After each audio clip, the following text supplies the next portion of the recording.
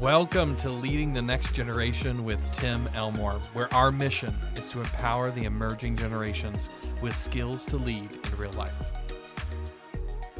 Welcome back, podcast listeners. Andrew here, and with me, as always, is our fearless leader, Dr. Tim Elmore.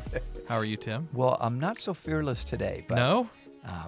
But a couple of small fears. That's right, small fears. But I tell you what, I'm liking this conversation we're going to have today. I think it's going to be really relevant and helpful to listeners. I think so. And we've gone with a provocative title, too. Mm-hmm. We don't actually want our kids to be happy. I've got a few things to say about that. I'm sure you do, too. Yep. So let me set it up, if you don't mind, Andrew. Yeah. I love the story that now has gotten around.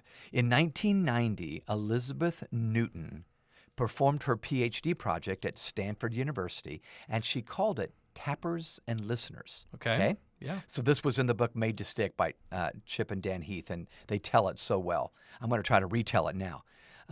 It was a simple exercise that Elizabeth decided to do where a group of individuals was divided into two teams.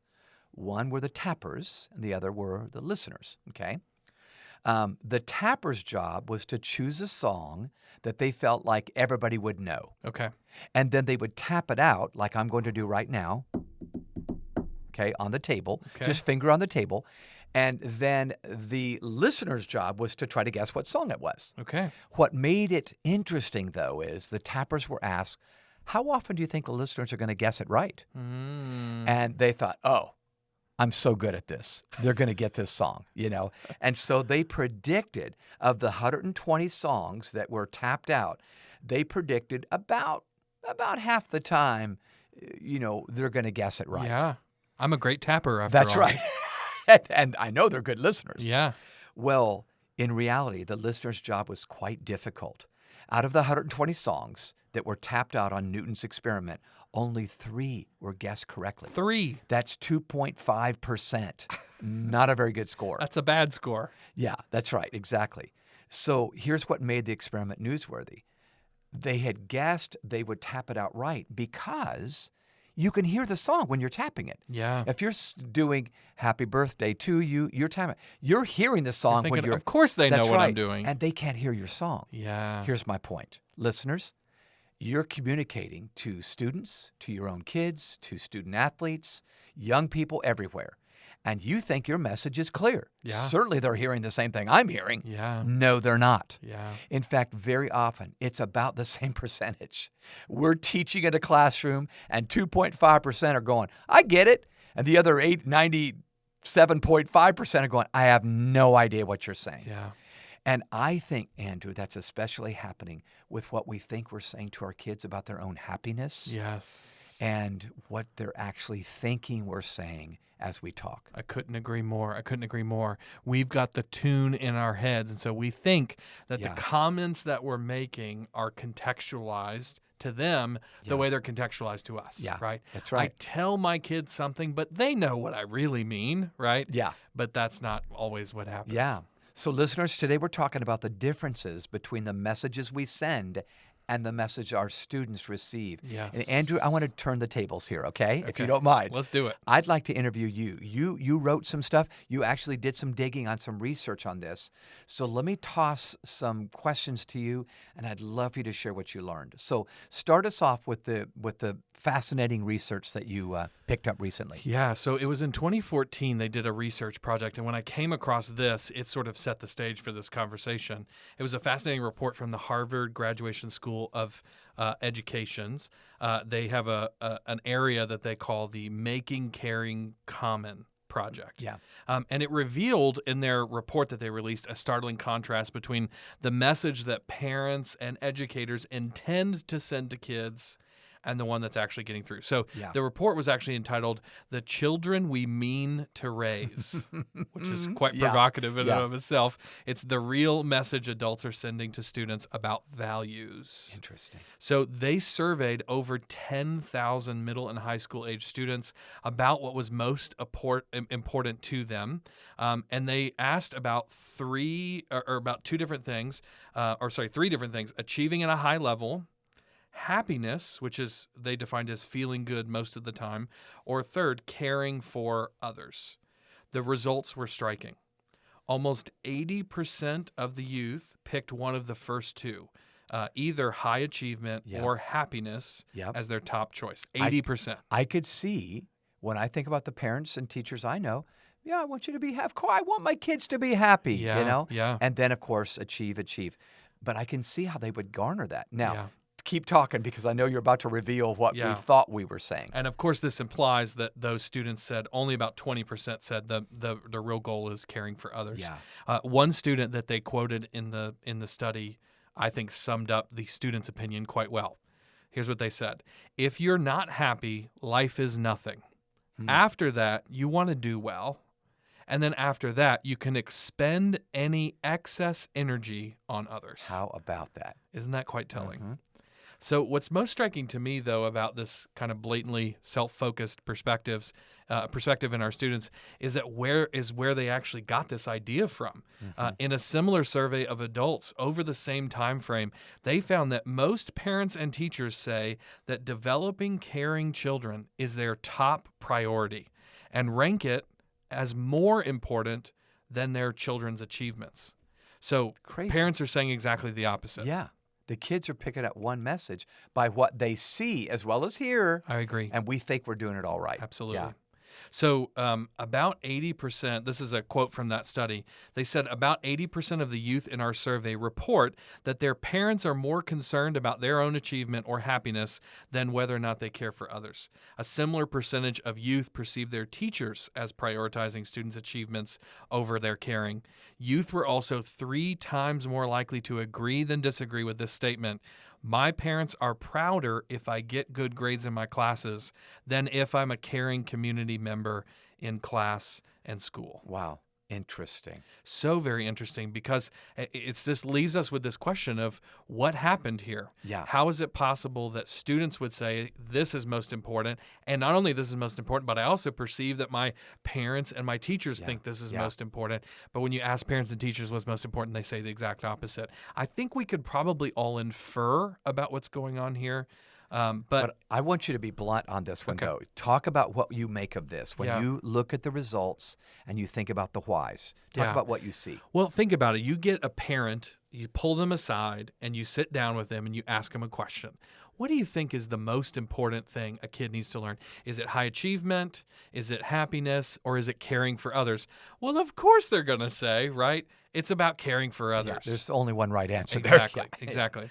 And when you ask their students, what their parents and teachers really care about, what they go back to is what they've heard those folks talk about. Yeah. Which is, did you get good grades? Yeah. Are you happy? What can I get you? All those kinds of things. And they realize that the number of conversations we're having about happiness or success far outnumber, I think, the conversations that are being had about, are we a caring member of our community? Yeah. So which answer is it? It's the one we're practicing. Yep. It's the one we're embodying. That's actually the message that's getting tapped out and listened to from our kids. People do what people see. That's exactly right. That's exactly Our right. lectures are great, we Yes, think. yes. But it's not coming through very Yeah. loud and clear. And so to me, I think the thing that's perhaps most ironic about this is the farther our students are into this world, there's actually this really interesting phenomenon of them not even getting to the results that we're pushing for. So there was a really fascinating research from Sunia Luthar, and here's what she said. Children from affluent communities who are subjected to intense achievement pressure by their parents don't actually appear to outperform other students. Instead of success or happiness, I think the most common traits these happiness-chasing students share today are actually stress and loneliness. Oh my gosh. Those are the things they actually feel from doing all of this chasing of happiness and success. Yeah. I think we've got to ask this question. Is it possible that in making the happiness the main thing we talk about and our main goal, that we've actually made a mistake and done the exact opposite of what we meant to? And I think the answer is yes. Absolutely. Sure. I did a book, you remember, a number of years ago called 12 Huge Mistakes Parents Can Avoid. Yes. And one of them is we prioritize being happy. Whether we're saying that's a priority or not, I want my kids to be happy. But when happiness becomes a goal, Yeah. it's elusive. Yeah. When it becomes a byproduct of caring and meaningful service, Yeah. oh my gosh, Yeah. it sneaks up on us. Yeah. So, Andrew, what's an even better goal then for kids than being happy? Yeah. What would you say? Yeah, I think that it really comes down to our mindset, right? When we are thinking about happiness or success, which I really think we chase success because we think when our kids Yeah. achieve that financial whatever that's going to come from it, they're going to be happy, right? So Yeah. it's really a secondhand way of chasing success. I think when we chase those things, we're missing the point. Yeah. So I actually just finished a book called The Second Mountain, The Quest for a Moral Life. It's a book by David Brooks. He's a fantastic writer. He wrote The Road to Character, which I'm a big fan of that book as well. And he talks in his book about a bigger idea. Here's what he says. We think we want ease and comfort.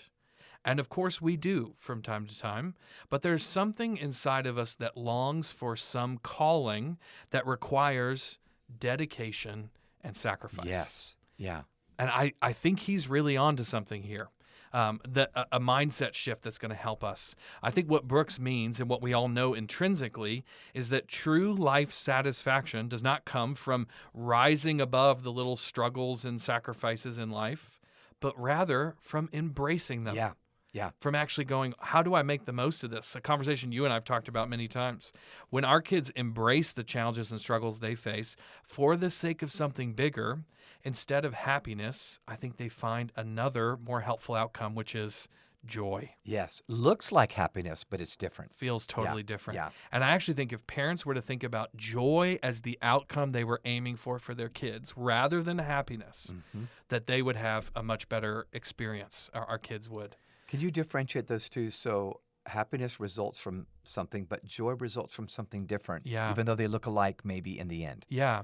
I think happiness results from achievement or pleasure, which is sure. why we often call happiness fleeting, right? Yeah. Because I achieved this thing that I was going for and I feel really great about it, but it kind of goes away pretty quickly. And so I've got to go find another achievement or another pleasure in order to bring that happiness back.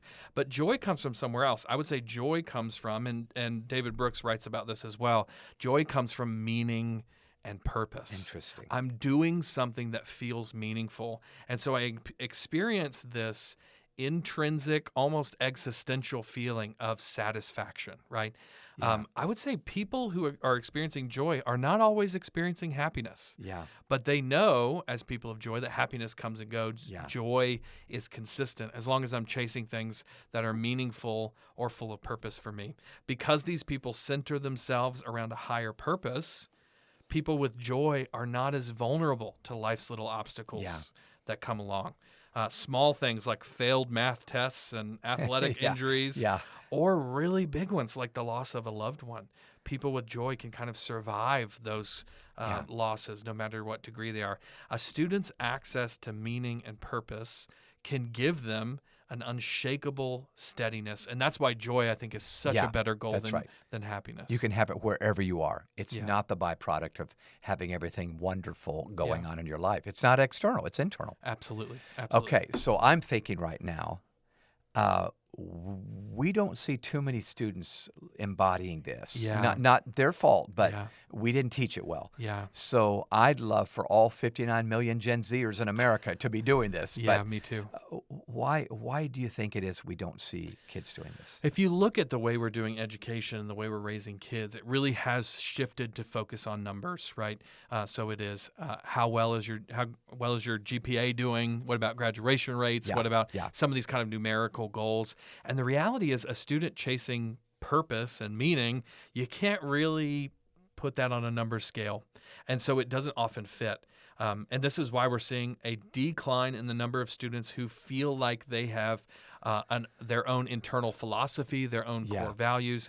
In fact, there was a study in the book, The Path to Purpose by William Damon, and he found that only about 20% of young adults in the study he did have a fully realized sense of purpose. Wow. And that's self-reported, right? Yes. So only about 1 in 5 young adults, so this is kids who are in college and just out of college, would say, by 23 years old, I felt like I know what I'm supposed to be doing on earth. And I think the fact that so few kids are getting access to this, the fact that so many kids are being exposed to questions about their own happiness, their own success, is really kind of pointing us in a direction that, of course, is going to have some after effects. Yeah, no doubt. Yeah. So, Andrew, this all begs the $64,000 question. How do we help our students find really both purpose and joy that it brings? Yeah. So we're going to take a break, but when we come back, I want you to talk about that very topic.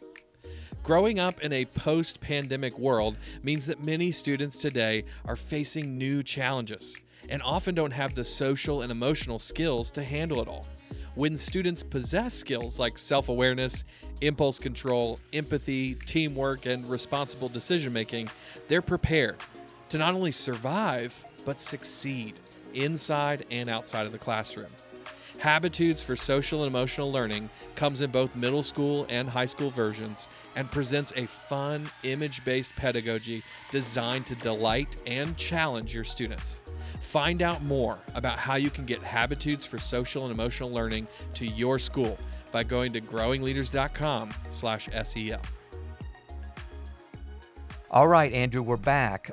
Let's talk about how we can help our students really accomplish or achieve what you've just been talking about. Yeah, so I want to just offer 3 suggestions. This is not an exhaustive list of all the ideas, right? You probably, as a listener right now, are thinking, okay, how would I make joy the goal for my kids rather than passion? I want to give you 3 ideas to get you started. You'll probably come up with more. So number 1, I would say young people need opportunities to discover their passions. Now, there's a lot of talk about passion these days, but I want to redefine, or really accurately define, passion for us in a way that I think will help you realize why it's so closely tied with joy. As a high schooler, I remember watching my younger brother work at his love for music, hours upon hours upon hours upon hours.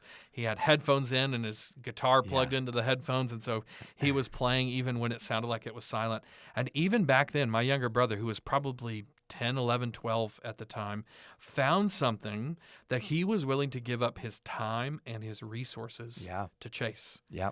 It's not surprising to me that he's still making music today. He's been in several bands. He's got things recorded and on streaming platforms. He's now in his 30s, but he's still chasing that same dream, because when you get, quote unquote, bitten by the bug of whatever it is, whether it's music or writing or any kind of practice, it's really, really hard to let go of.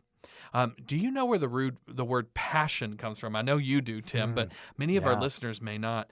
The root of passion actually means to suffer. Yeah. When oftentimes we talk to kids, what are you passionate about? We ask them, what do you really like? That's not really what we're asking them. When we say the word to suffer or passion, what we're really hinting at is, what is it that you care so much about that you're willing to make sacrifices to achieve it? And I think young people need opportunities, even early on, to discover things that they're willing to make sacrifices for, willing to spend their time, willing to spend their resources, all of that, simply because they love this thing. And it doesn't have to be music. It doesn't have to really be anything specific. But I think chasing passion, making sacrifices, and discovering things that bring you joy is one aspect of this conversation. So what opportunities are you giving your kids to help them find out what they really, really love? Yeah, good. Let's hear a second idea. So the second idea is, I think young people need us, their parents, leaders, and mentors, to begin to help recognize their joy. I have this friend who said to me just a couple of months ago, he said, the only thing rarer than genius is the ability to recognize it. And I love that quote, because it is exactly right. How many times have you been around somebody and you're like, wow, man, you are so great at that. And they go, what the heck are you talking about? I'm not good at that. We have a really high ability to be talented in something, or passionate about something, or gifted in something. But we often miss that self-awareness that allows us to recognize it. When a young person finds a passion or purpose, it's doubtful, honestly, that they'll also realize what they have discovered. I think they need adults who call out the joy they experience and encourage them to chase it. So as you're watching the students that you're leading today, ask yourself questions like, what activities are most likely to bring a smile to their face? What things do they do that they could spend hours working on this thing without even really realizing it? And what things might be unlocked if they continue to chase that that goal. So one is give them experiences and opportunities to discover joy. Two is recognize for them when joy is occurring and let them know something special is going on here. I have enjoyed, as I've mentored various people over the last several years, of just coming to people and going, do you know, something changed about you when I gave you that assignment, or something changed about you when we got to that experience. I think this might be an area of strength or passion or joy for you, and helping them kind of recognize that is huge. I actually think most people need someone else to spot it. Yeah. We're not good at seeing what's in us. Yeah. So good. All right. That's 2 good ideas. There's a third one. Go for it. Yeah. I think thirdly, it's the issue that we began with in our podcast today. Young leaders need us to model and communicate in a better way. We've got to stop talking so much about happiness, and we need to start talking about something else. As we saw in those surveys, most adults believe one thing about success, but actually inadvertently teach their kids something else about it. If you're one of those adults who genuinely desires your child or your student's joy over their happiness, you've got to embody that belief. You've got to embody that belief. So what could it look like? Maybe you could let them chase goals that are unlikely to bring financial success, right? Maybe they got some idea about, hey, I'd really love to become a really good pole vaulter, and you're like, there is no money to be made chasing that goal, Maybe you'll get to the Olympics if you're really, really, really good, but there's no long-term strategy, right? It's not the same as a business degree. But if they find something that's bringing them joy, as long as it's appropriate, I would say encourage them to step into that, even if it may not bring them financial success. I would also say that we need to find ways to model personal sacrifice and even talk about it with our kids. That's another big one. If you, as an adult, have your own passions, your own things that you say, I'm not making a lot of money doing this, but it really, really brings a lot of joy and meaning and purpose to me, talk about that with the students that you're leading. I also would say we've got to discover more ways, not just to celebrate straight A's and kids who are at the top of their class and GPAs and all that stuff. We need to find ways to also celebrate kindness, generosity, positive attitude, and then effort. And there are many places where this is happening, but I would say we got to do this more often. We at least have to balance it with our celebration of test scores and sports stats, right? It's not that one is terrible and the other one's good. It's just we need to be in, I think, a little bit more balance. Because if we were balanced in our celebration of these things, then we would send the correct message to our kids. You're right. Absolutely. So I want to tie a ribbon around this. Or rather, I'd like you to tie a ribbon around this. These are 3 really practical ideas you just shared. There's a simple way to clarify, I think, the difference between happiness and joy. Can you put that in a summary? Yeah, well, I mean, you can see it in the data, and it's definitely laced throughout the conversation we have, but here's a short way of saying this. Chasing happiness will tend to bring short-term gain, meaning I feel really great right now, but it's probably going to bring long-term pain. Because happiness is not a successful goal to chase. Chasing joy, however, might bring short-term pain. That's right. As in, man, I've got to practice extra for this goal that I'm working towards. Make sacrifices for this goal, but it's likely to bring long-term gain. And if we could realize that and help our kids kind of wrestle through the joy, the pain that can often come with chasing joy in the interim, we're going to see them experience much more probably happiness and success in its true form in the long run. I think so. In fact, my adult children, even now, I feel like we need to continue to have conversations because they aspire to some of the things mom and dad have, but we're 30 years ahead of them. But it always boils down to either play now and pay later, or pay now and play later. That's so good. And we want to play now. Yes. Of course we do. Unfortunately, Yes, of course. So this has been so rich. And Andrew, I got to be honest with you. It reminds me of a statement that Helen Keller made. Helen Keller is quite infamous now, first of all, as the only person that I know of in history that was deaf, dumb, and blind and graduated from a university, from a college. So she grew up, this person that was terribly disabled. That's okay to say. Some people might look at her and go, how in the world could she ever be happy? She's missing so much. But what she said after her graduation from college says it all. She said, and I quote, "A happy life consists not in the absence, but in the mastery of hardships. We only do that by having a very strong sense of purpose. And that's exactly what Yeah. you've talked about today. I love that quote. Yeah. I love that quote. Well, thank you so much, listeners, for diving in. I hope this has been challenging for you and helps you kind of think about this subject a different way, and maybe even puts a few tools in your tool belt as you're thinking about, how do I help my students begin to think differently about the goal of life or where we're pushing them towards. Make sure that you're sending the same message that you intend to send. That's the real big challenge here. If you're looking for a resource to help you begin to think even deeper than we've gone today about what is really our goal for our kids as we're leading them, I got to write a really amazing book. At least I feel really great about it. It's called Ready for Real Life, Unpacking the 5 Essential Soft Skills that all great leaders instill in their students. If you want to find out more about the book Ready for Real Life, head on over to readyforreallifebook.com. That's readyforreallifebook.com. Pick up a copy. I think if you enjoyed today's conversation, you're going to enjoy that book as well. Well, as always, if you would rate this podcast, give us 5 stars on iTunes or wherever you get your podcasts, we would greatly appreciate it. If you found this particularly helpful and thought of somebody who might enjoy it, please share it with them. We would also appreciate that. If you want to connect with us online, we are at Growing Leaders and at Tim Elmore, pretty much everywhere you are. And then finally, if you have ideas for this podcast, subjects you think we should cover, people we should interview, shoot us an email. It's podcast@growingleaders.com. We love getting those from you. Well, thank you so much, listeners, for engaging with us today. Think about students' joy over their happiness, and I hope that you have a great rest of your week. We'll see you next time.